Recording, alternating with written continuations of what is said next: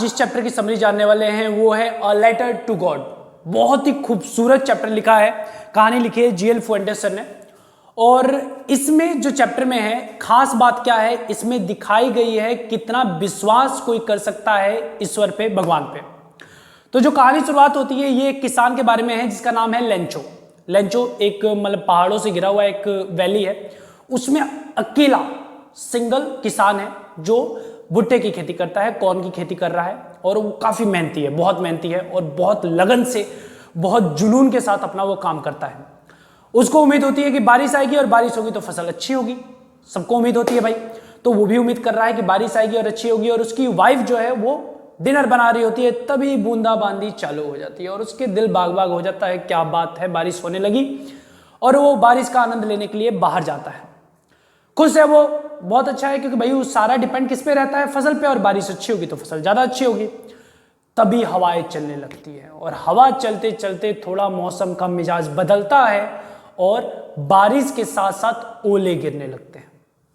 आधे घंटे के अंदर पूरा का पूरा इलाका नमक की तरह, जैसे नमक सफेद होता है तो नमक से ढका हुआ है, वैसे ही ओलों से ढक जाता है, बर्फ से पूरा तरह ढक जाता है पूरा का पूरा इलाका।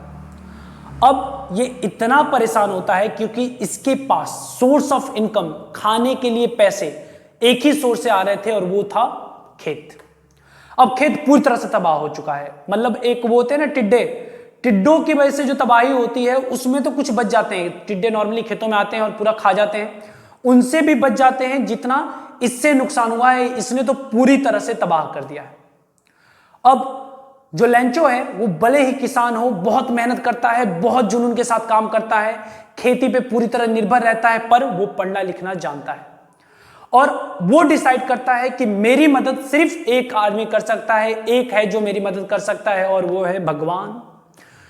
प्रभु है, प्रभु का नाम लेते चलते हैं और वही हमारी मदद करेंगे कि कोई भूखा तो नहीं मरता और हम भी भूखे तो नहीं मरेंगे। तो वो डिसाइड करता है कि मैं भगवान को एक लेटर लिखूंगा। वो कॉपी कलम उठाता है, अपना लिंक लिखता है और एक लेटर लिखता है भगवान के लिए। अगले दिन टाउन में जाता है और मेल बॉक्स में उसको डाल देता है। अब वहां का जो डाकिया है, डाकिया लेटर उठाता है। अब पोस्ट एड्रेस दिया हो तो एड्रेस पे पहुंचा दिया जाता है, पर भगवान का एड्रेस लिखा हो तो अब जो वो है डाकिया, वो हंसने लगता है कि यार कौन है ये जो भगवान पे लिख रहा है, भगवान के लिए पत्र लिख रहा है। अब उसके अंदर थोड़ा उत्साह जगता है, यार कुछ तो करना है। तो वो जाता है किसके पास, पोस्ट मास्टर के पास, जो हेड होता है, बॉस होता है। कहता है बॉस ये देखो ना क्या आया है। बॉस देखता है, बॉस भी हंसने लगता है, अरे क्या बावला आदमी है, भगवान को पत्र लिख रहा है। पर कहता है यार एक बार चेक करना चाहिए क्या है अंदर, कि मतलब देख रहे हो विश्वास कि कोई आदमी भगवान के लिए लिख रहा है तो इससे ज्यादा विश्वास क्या ही होगा। यानी वो मान रहा है कि भगवान एग्जिस्ट करते हैं। कई लोग, तुम लोग तो याद भी नहीं करते भगवान को, वो बंदा भगवान के लिए पत्र लिख रहा है तो उसकी विश्वास कितने लेवल पे होगी।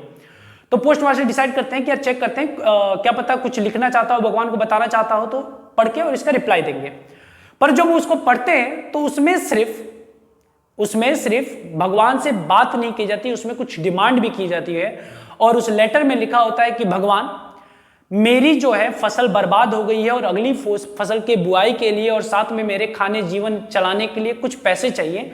और पैसोस, जैसे हमारे यहाँ रुपया होता है वैसे वहां की करेंसी थी पैसोस, तो उसने लिखा कि 100 पैसोस की जरूरत है और मैं इसमें गुजारा कर लूंगा, प्लीज आप उसको मुझे भेज दीजिए। अब पोस्ट मास्टर को थोड़ी दिक्कत तो होती है कि भैया अगर जवाब देना होता तो सिंपल जवाब लिख के देते, पर 100 पैसोस ठीक ठाक करेंसी थी।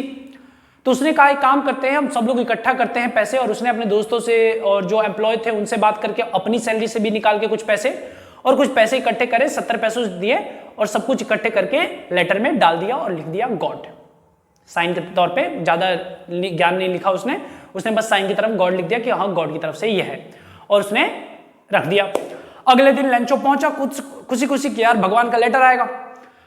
अब जो पोस्टमैन था उससे पूछा गया भैया कोई आया हुआ है कि नहीं मेरे नाम से लेटर। पोस्टमैन जिसने लिखा था, जिसने पढ़ा था, उसने पर्सनली जाके दिया कि वो देखना चाहता था कौन है ये आदमी, कितना उत्साही आदमी है, क्या रिएक्शन होगा उसको जब ये देखेगा। तो लेंचो ने उसको देखा और पूरा लेटर पढ़ने के बाद जो पैसे उसे देखे, पैसे को काउंट किया और उसका दिमाग ठनका।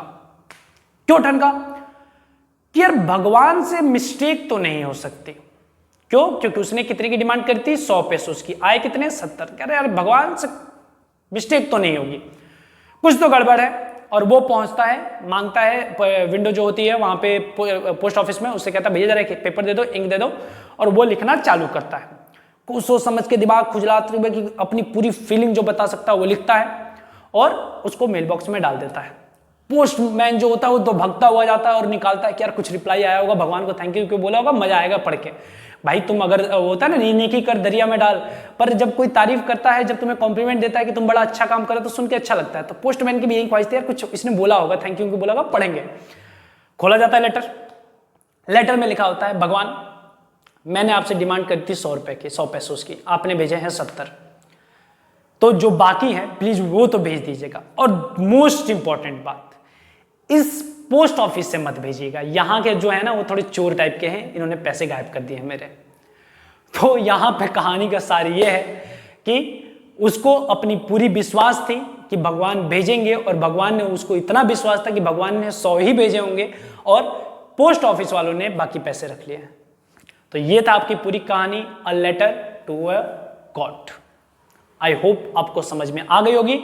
इसके क्वेश्चन आंसर कर लेना और इस चैप्टर को सही से पढ़ लेना, यही काफी है तुम्हारे एग्जाम के लिए। टेक केयर, सब खैर, बाय बाय।